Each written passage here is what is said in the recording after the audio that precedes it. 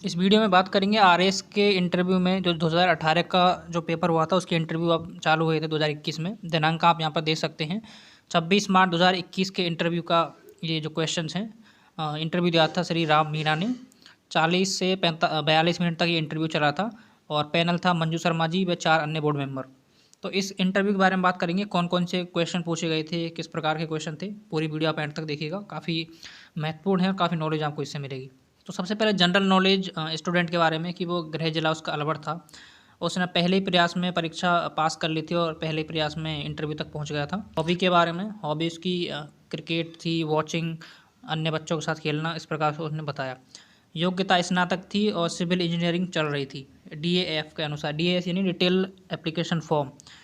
Detailed application form भरा जाता है प्री पास करने के बाद। जब आप प्री एग्ज़ाम पास कर लेते हैं उसके बाद मेंस का जो फॉर्म भरता है उसमें सारी जानकारी आपको देनी होती है। वो फॉर्म भरते समय ध्यान रखना है कि आपको एक एक जानकारी सत्य भरनी है, जिसका जवाब आपके पास हो और सही जानकारी आपके पास उपलब्ध हो। वही चीज़ आपको DAF में भरनी है, डिटेल्ड एप्लीकेशन फॉर्म। ठीक है।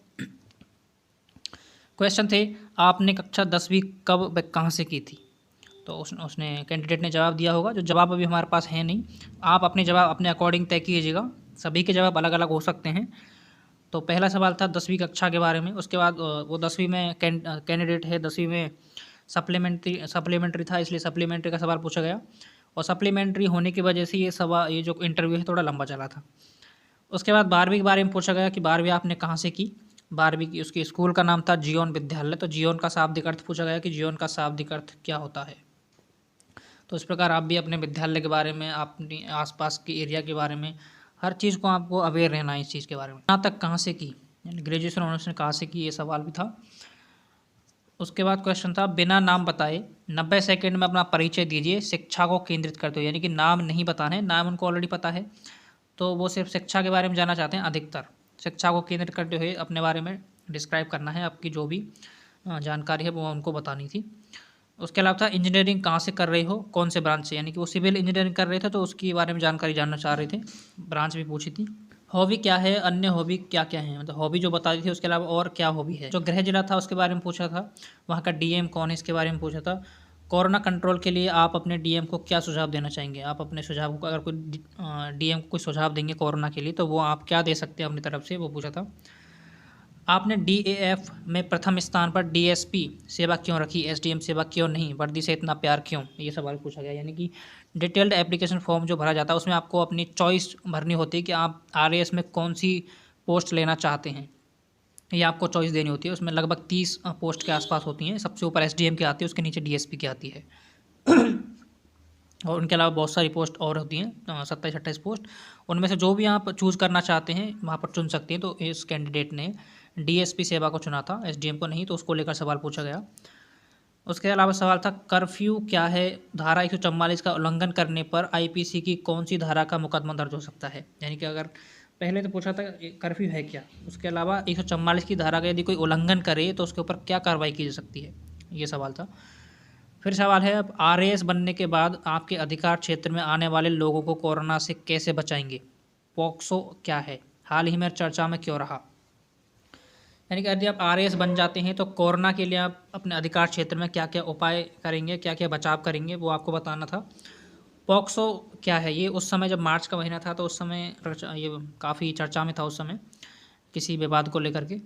आपको CM बना दिया जाए तो आप सर्वप्रथम कौन से आदेश जारी करोगे, कौन से 2 आदेश जारी करोगे। अगर आपको CM बना दिया जाए तो आप कौन से 2 आदेश जारी करोगे, आपको अनुसार आपको बताना है। 10वीं सप्लीमेंट्री आने के बाद प्रशासनिक सेवा में आने की जानकारी कहाँ से मिली, प्रेरणा कहाँ से मिली। तो आपको ये जानकारी देनी है कि आप 10वीं में सप्लीमेंट्री आए थे, उसके बाद भी आपने इतनी बड़ी पोस्ट के लिए अप्लाई किया, तो इसके पीछे क्या रीज़न हो सकता है, आपको ये इतना उत्साह आपको कहाँ से मिला। ये अब अगर आपका भी ऐसा ही सीन है तो आप इस चीज़ के बारे में अवेयर रहेगा कि आप क्या जवाब दे सकते हैं। नेक्स्ट सवाल था, हाल ही में भारत ऑस्ट्रेलिया 5 मैचों की सीरीज के कौन से मैच में भारतीय टीम 50 से कम रनों पर ऑल आउट हो गई। उस पारी में सबसे ज़्यादा व्यक्तिगत स्कोर करने वाला भारतीय बल्लेबाज कौन था। यानी करंट अफेयर का ये क्वेश्चन था। ये आपको करंट अफेयर भी काफ़ी पूछी जाती है। इंजीनियरिंग छोड़कर प्रशासनिक सेवा में क्यों आ रहे हैं, यानी सिविल इंजीनियरिंग तो कर ही रहे थे कैंडिडेट, तो प्रशासनिक सेवा क्यों ज्वाइन करना चाहते हैं, इसका रीज़न भी उन्होंने पूछा था। सिविल इंजीनियरिंग प्रशासनिक सेवा में किस प्रकार से उपयोगी साबित हो सकती है? यानी आप जो यहाँ पर उन्होंने सिविल इंजीनियरिंग की थी तो प्रशासनिक सेवा में उसका क्या रोल हो सकता है, क्या पॉजिटिविटी ला सकते हैं उससे? तो वो उन्होंने पूछा था अगर आप कुछ और भी कर रहे हैं, आपने ग्रेजुएशन के अलावा कुछ और की है, कोई प्रोफेशनल कोर्स आपने किया है, तो पूछ सकते हैं कि उस आपके कोर्स से, आपके इंजीनियरिंग से, आपके और कोई भी आप जो कर रहे हैं उससे प्रशासनिक सेवा में क्या फ़ायदा हो सकता है, किस प्रकार उपयोगी साबित हो सकती है। सिविल इंजीनियरिंग में स्टील स्ट्रक्चर का डिजाइन करने के लिए कौन से भारतीय मानक कोड का प्रयोग किया जाता है? एसओएम में किसका अध्ययन होता है? इंटरव्यू चलते टाइम उनके पास चाय आ गई थी तो उन्होंने चाय का पूछ लिया हंसते हुए, ऐसा जो लिखा हुआ है उसके अनुसार, और चाय की उन्होंने शायद मना कर दिया हो कैंडिडेट ने। तो अगला क्वेश्चन पूछा गया कि चाय क्यों नहीं पीते हो, चाय पीने की कोई 2 हानियाँ बता सकते हो। फिर नेक्स्ट था एक आरएएस ऑफिसर के रूप में ग्रामीण अर्थव्यवस्था को आप बूस्ट कैसे करोगे? गांव में ब्याज दर क्या चल रही है? आपको इतनी ब्याज की दर देखकर दुख नहीं होता? ग्रामीणों को इस शोषण से बचाने के लिए आप क्या करोगे?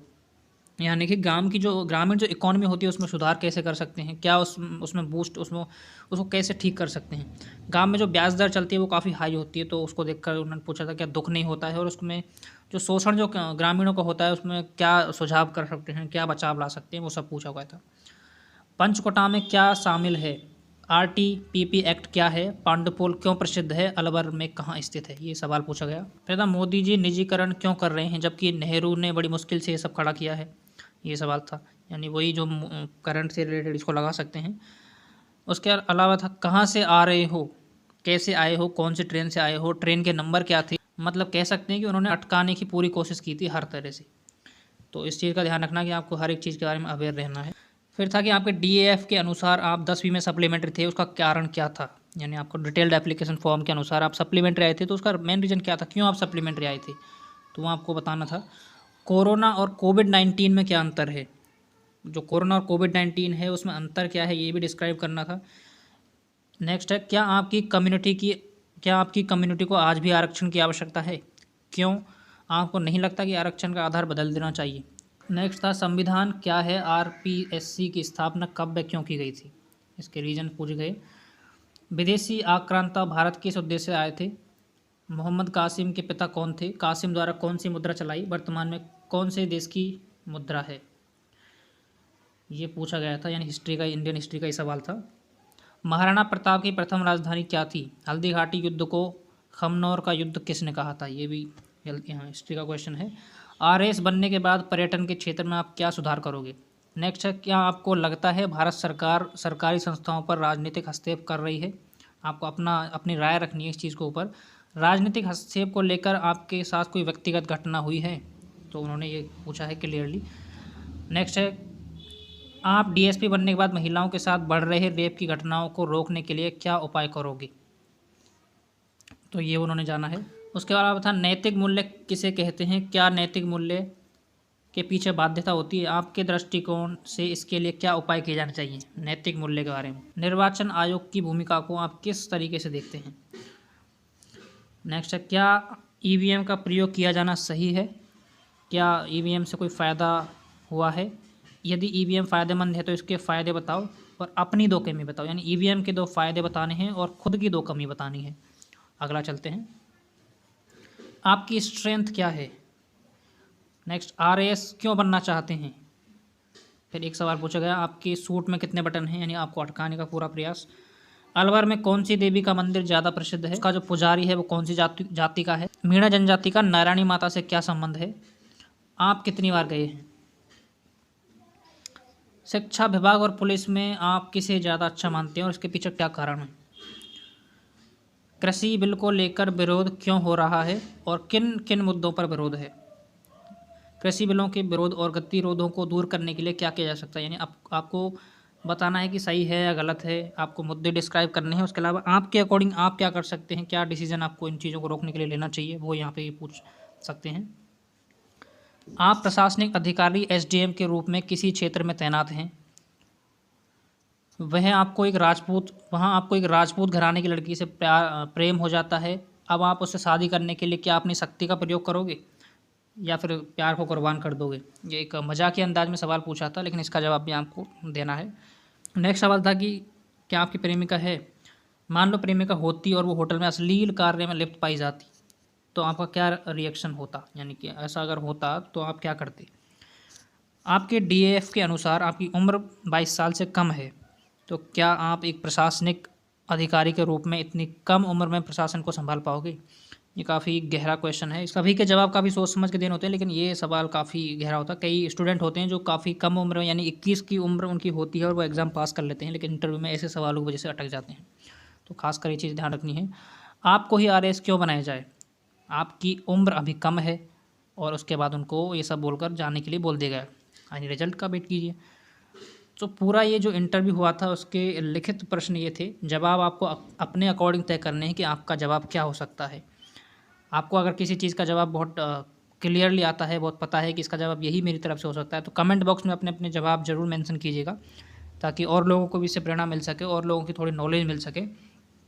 तो अगर वीडियो अच्छी लगी है तो लाइक कीजिएगा, चैनल को सब्सक्राइब भी कर लीजिएगा। हो सकता है मेरे पास अगर और ऐसे इंटरव्यू के पीडीएफ्स आए तो मैं आपके साथ ज़रूर शेयर करूँगा, और टेलीग्राम ग्रुप पर भी ये पीडीएफ डाल दूँगा, आप वहाँ पे ज्वाइन कर लीजिएगा।